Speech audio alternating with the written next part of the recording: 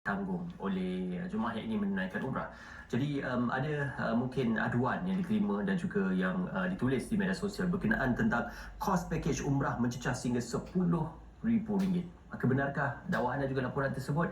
Untuk kita menjawab tentang isu ini, kita bersama dengan Hajah Ida Rizwana Idris yang juga merupakan pengarah dan penasihat undang-undang Andalusia, juga bersama dengan kita Tuan Haji Harun KC Amu yang juga merupakan Presiden Bumitra Malaysia. Assalamualaikum. Waalaikumsalam warahmatullahi wabarakatuh. Terima kasih Tuan Haji, terima kasih Hajah sekali lagi bersama dengan kami.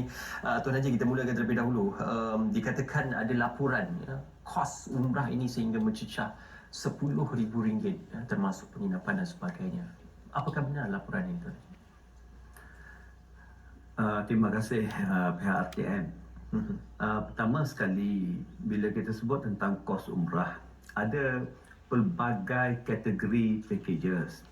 Jadi kita tak boleh paksikan pada berita yang kita tengok di media sosial ini.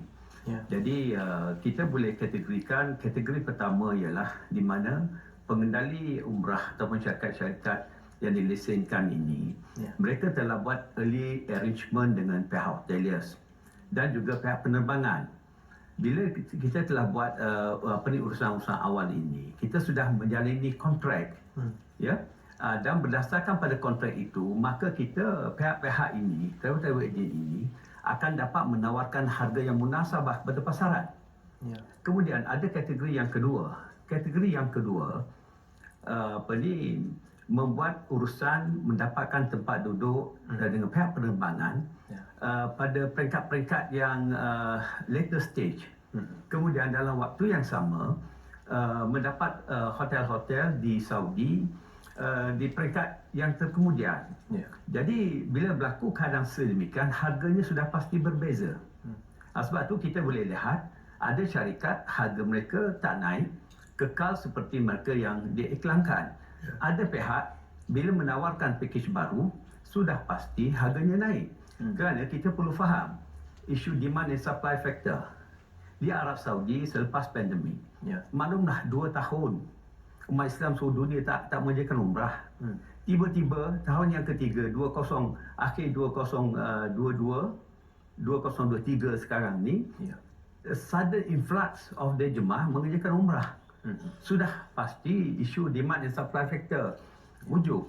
Tetapi hatta untuk hoteliers di Saudi sekalipun, mereka-mereka yang sudah menjalani kontrak di peringkat awal, dia honor the contract.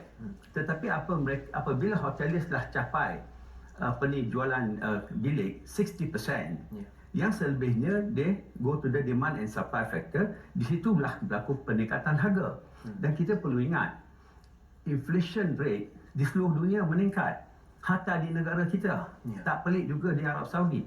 The food cost, wages cost di Saudi semua meningkat. Jadi kita dah sampai satu tahap, kita umat Islam di seluruh dunia ni perlu bersedia dengan keadaan baru. The new norm. Everything, inflation rate rises, and juga memberi impak kepada kos-kos pakej umrah. Dan kena ingat, harga pakej umrah yang tak mahal tetap ada. Seperti mana pihak persatuan di Malaysia kita, di mana baru ni initiated by MOTEC, di mana Bumitra Malaysia, MATA and Papua, mereka kita dah duduk, disaksikan oleh MOTEC, dan mereka kita sepakati bahawa harga yang disyorkan ialah 7890. Bermakna untuk jarak penginapan 300 meter ke atas. Dan juga sebenarnya bila sebut harga yang kita war-warkan, kenaikan adalah hotel-hotel yang berdekatan dengan Masjidil Haram. So ada harga mungkin boleh pergi lebih rendah pada 7890, di mana penginapan yang jauh. Faktor hotel ini juga memainkan peranan dalam kenaikan kos ini, Jadi bagaimana bercerita tentang isu kenaikan kos ataupun kadar penginapan ini, dan Andalusia pula menangani isu kenaikan kos ini? Terima kasih Ismail. Pertamanya memanglah kita dah tahu faktor kenaikan ini di mana-mana pun memang pasti akan berlaku. Jadi yang perlu ialah persediaan awal. Di Andalusia sendiri, konsep yang kita amalkan ialah kita sediakan dulu, kita pastikan dulu harga. Jadi harga yang kita tetapkan tu adalah harga yang tak akan berubah sehingga akhir musim.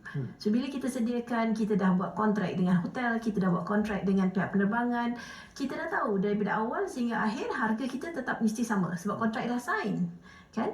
Jadi sebenarnya pada saya lah rasionalnya 10,000 ini, kita dari segi pengguna kan, kita harus membuat pilihan. Kita kena ubah mindset kita. Kalau misal hotel tu nak sangat dekat, semua nak hotel 5 bintang, pasti harga mahal. Cubalah kalau misal kita balik pada zaman dulu. Kalau dulu orang pergi haji, jangan mimpi nak hidup, nak tinggal berdua. Suami isteri kan, mesti duduk ramai-ramai. Bilik berempat, pasti harga murah banding dengan bilik berdua. Jadi itu semua terletak di tangan pengguna sendiri, jemaah tu sendiri. Kalau misal saya sebenarnya satulah yang saya rasa kita harus beri kesedaran bahawa nak pergi umrah itu janganlah rasa takut sangat dengan andaian 10,000 dan sebagainya. Takut nanti menjadikan satu kegusaran di kalangan para jemaah. Nak pergi takut mahal sangat. Padahalnya berapa ketika ini kosnya? Okey, garis panduan yang diberi ialah harga 7,890. Okey. Sebenarnya harganya boleh lebih rendah daripada itu dengan syarat harga-harga ini telah kita kontrakkan lebih awal lagi. Masa jual tu kita dah tahu harganya berapa. Tapi ialah apabila kita beri garis panduan, kita patuh pada garis panduan itu. Tuan Haji, mungkin ini kesempatan untuk bercakap lebih lanjut. Mungkin juga kepada agensi travel agency berkenaan tentang untuk menyediakan pakej perkhidmatan umrah dan sebagainya. Tuan Haji. Ya, saya berpendapat bahawa semua travel agents perlu membuat perancangan awal. Ya, pertama sekali membuat blok booking dengan pihak syarikat penerbangan, membayar deposit. Ya, dan tentu sekali kita akan dapat satu harga yang munasabah kalau peringkat awal. Ya, dalam waktu yang sama berurusanlah dengan pihak hoteliers di Saudi pada peringkat awal. Dan tentu sekali kalau kita buat early tempahan booking kita, kontrak dah ditandatangani, biasanya apabila kita dah tanda tangani kontrak, harga tak berubah. Tapi dalam waktu sama, kalaulah seat allocation kita, hotel kita yang ada sudah pun kata habis, maka kita perlu maklumkan pada orang ramai bahawa pakej yang kita war-warkan ini sudah pun habis. Ya, jadi sesiapa yang masih nak terus bersama syarikat-syarikat tersebut, kita akan kemukakan harga baru. Harga baru adalah mengikut keadaan semasa. Kerana hatta airline sekalipun, setengah tiket kita perlu pergi pada sistem beli on FIT basis. FIT sudah tentu harganya mahal. Begitu juga dengan hotel. Apabila alokasi mengikut kontrak kita dah habis dijual, maka kita perlu mendapat bekalan baru. Bila bekalan baru, sudah pasti hoteliers harganya akan meningkat. Jadi bermakna bagi saya itulah harga baru mengikut keadaan semasa. Ya, yang mana dah contracted early, umumnya saya faham ada beberapa syarikat dalam negara kita, mereka harganya tidak beranjak. Ya, hanya yang mana tiket penerbangan baru, hotel yang baru tempah mengikut kadar harga baru. Di situ nampaknya peningkatan harga yang begitu drastik. Ya, jadi pada semua travel agent saya haraplah betul terang kepada customer masing-masing. Kalaulah harga yang kita iklankan produk sudah habis, tell them is sold out. Ya, dan offer them the new product berdasarkan pada harga semasa yang mana diperolehi sebagaimana yang berlaku di Arab Saudi hari ini. Okey, jadi Hajah, untuk bercakap lebih lanjut berkenaan yang sudah pasti mungkin akan berlaku kenaikan dari segi kos secara keseluruhan bergantung kepada pilihan pengguna ataupun pelanggan itu sendiri. Nakkan mungkin lebih keselesaan, lebih dekat dengan Masjidil Haram ataupun mungkin ruang untuk bersama dengan mahram di hotel. Jadi apa pilihan yang disediakan oleh Andalusia dalam mengikut kehendak pelanggan? Okey, Andalusia seperti biasa dari awal lagi kita memang sediakan bilik berdua, bertiga, berempat, ada yang berlima pun ada juga. Ada separuh hotel tu memang ada bilik yang cukup luas untuk bilik berlima berkongsi. Biasanya kalau berlima ni dia murah lah sebab kita dah spreadkan kos pada 5 orang kan. Dan dia sebenarnya Andalusia ada menyediakan package untuk untuk beramai-ramai, ataupun pada masa yang sama kita cater juga pada mereka yang nakkan keselesaan sendiri, VIP groups, premier groups kan. Yang itu tidaklah timbul soal kos. Tapi saya setuju juga dengan Tuan Haji tadi. Kalau lambat booking, harga waktu dah hujung tu mestilah mahal kan. Kita beli tiket mana-mana pun dah last minute mesti mahal.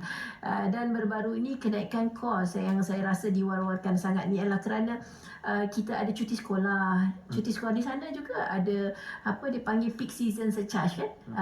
Jadi memang mahal. Tapi apa yang saya nak sampaikan di sini, di banyak lagi travel agency selain daripada Andalusia juga semuanya, kalau yang dah booking awal, harga masih tetap munasabah. Dan kita sebagai umat Islam, nasihat saya, pergilah seawal mungkin. Kita tak tahu 10 tahun lagi mahal, kita tak tahu kan. Jadi lagi awal lagi bagus. Ya, tahun ni pun kita tak tahu lagi. Belum, betul.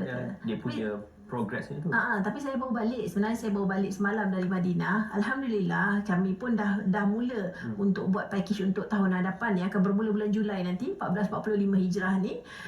Saya lihat harga kenaikan masih dalam kadar antara 20% saja. Tidaklah yang seperti yang diberitakan sampai 100% kenaikan tu, tidak. 20% dalam keadaan yang agak munasabah. Okey. Untuk mendapatkan maklumat lanjut berkenaan package di Andalusia, ya, boleh layari website kami www.umrahandalusia.com atau hubungi nama dan nombor talian yang tertera di kaca TV anda. Okey, terima kasih Hajah, terima kasih Tuan Haji kerana bersama dengan kami. Kita nak saksikan juga berkenaan tentang package yang disediakan oleh Andalusia untuk anda yang berhajat dan juga ingin menunaikan umrah. Jadi sama-sama kita saksikan sebelum kita berehat seketika selepas ini.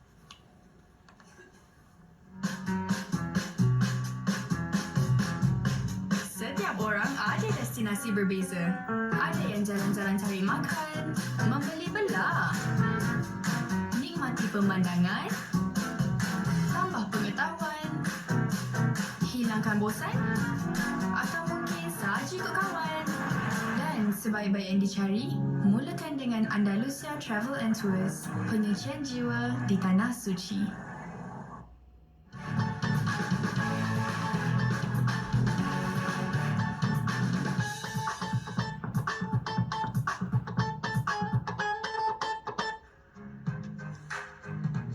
Muhammad Rusdi mula